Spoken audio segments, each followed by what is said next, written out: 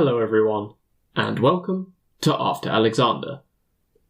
Episode 34, Second of His Name.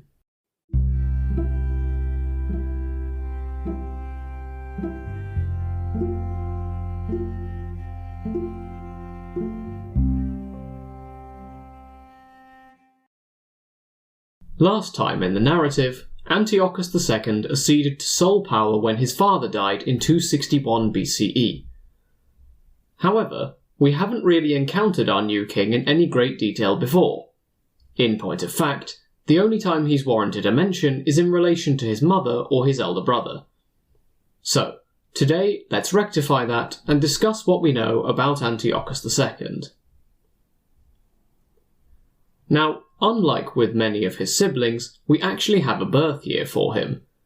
He was born in 286 BCE in Syria, during the reign of his grandfather Seleucus I. Through his mother Stratonike, he was the maternal grandson of our old friend Demetrius I, and also a great-grandson of Antipater, the former regent to Alexander's empire. After his birth, however, he remains relatively quiet for a few years, as we've already discussed. He wasn't the heir to his father's empire, after all. Instead, his elder brother Seleucus became co-king with his father. As discussed in episode 30, there has been at least some speculation that Antiochus II might have been a junior king as part of a rule of three, but it doesn't seem to be a popular hypothesis as of yet, and it's not the version of the narrative I'm going with. Added to that, his name isn't mentioned on the Antiochus cylinder in 268 BCE while his brother is, which would seem to disprove the hypothesis at least up until that point. However, as we've already discussed, Antiochus would be unexpectedly thrust into the limelight. His elder brother, Seleucus the young king, became dissatisfied with his relative lack of power even after years of co-kingship. After all, his father Antiochus I had had far more power in the exact same situation, becoming the sole king after about 13 years of rule alongside his father Seleucus I. So, Seleucus the young king may have wanted to speed his accession to sole power up a bit. Added to this, he may also have been angry about his father's possible remarriage to a woman called Nyssa. Accordingly, he went into a rebellion. We don't seem to know a lot about this revolt, but it must have failed because Antiochus I had his son executed for it in about 266 BCE. See episode 30 for a more in-depth discussion. With his brother's death, Antiochus the Younger was accordingly elevated to the co-kingship as his brother's replacement. Even before 266 BCE, when he became the heir to his father's domains, we know that Antiochus was already married. The bride was Laodike, the daughter of Achaeus the Elder and his paternal first cousin. I'm going to be referring to Laodike as Laodike I from now on, to avoid confusion with all the other Laodikes in this story. Historically, it was apparently thought that Laodike might have been a daughter of Antiochus I and his second wife. Bevan lists two children by this marriage, Alexander and Laodike, in his 1902 book House of Seleucus. However, both of these children are currently listed as children of Achaeus, so this theory seems to have been refuted from what I can make out. My plan is to come back to Achaeus and Laodike in a separate episode, as it's probably worth catching up with the life and family of Antiochus' younger brother, given that we've really only mentioned him once. For now, however, all you need to know is that Antiochus and Laodike I were married. They would have 5 children together: Seleucus, Antiochus, Apama, Stratonike, and Laodike. We only have birth dates for 2 of these children. Little Seleucus was born in 265 BCE, and little Antiochus in about 259.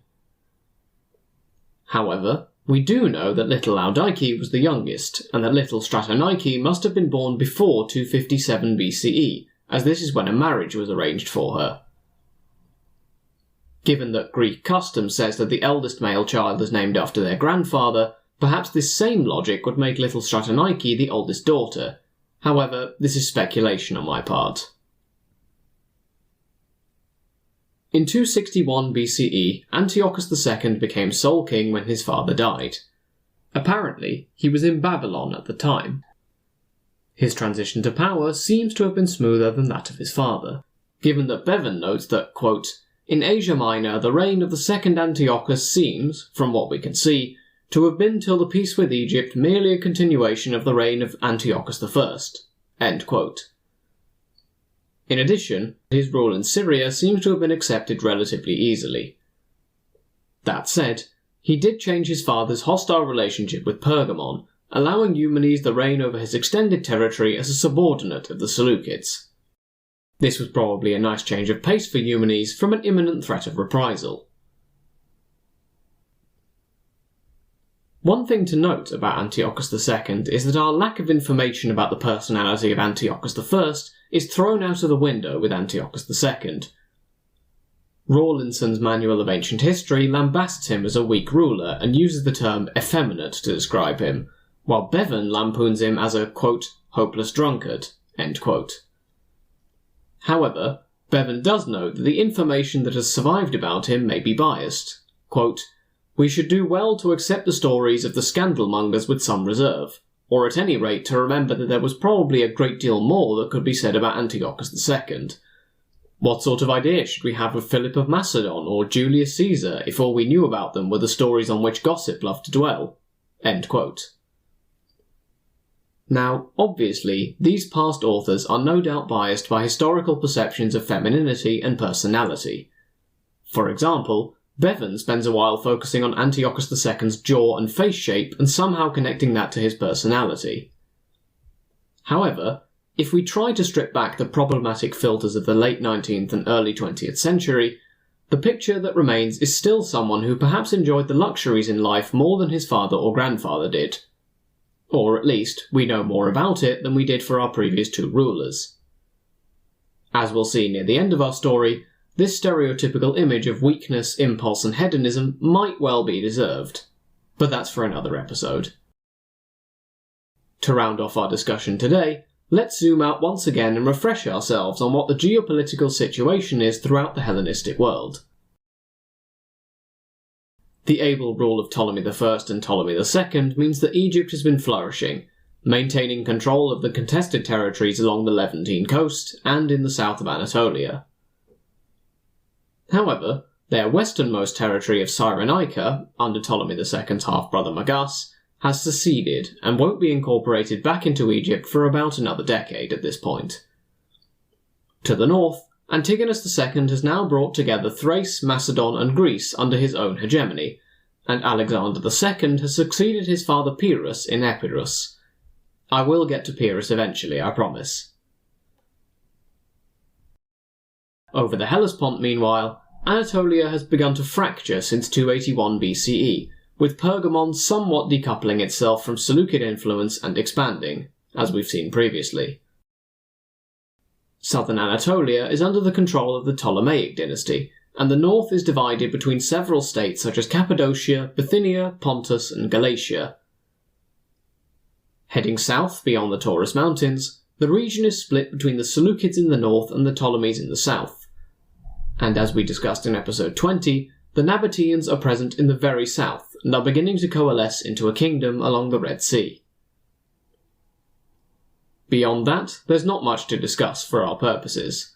The Seleucids control Babylon and the eastern satrapies, with the easternmost provinces of Alexander's former empire under the control of the Mauryan Empire, now under Ashoka the Great. So, that's our introduction of Antiochus II, and a lightning-quick summary of the Hellenistic world in 261 BCE. Next time, we'll plunge back into the wars and strife of the Hellenistic world, introducing the Cremonidean War, which had kept Ptolemy II distracted and focused on parties other than the Seleucids until now.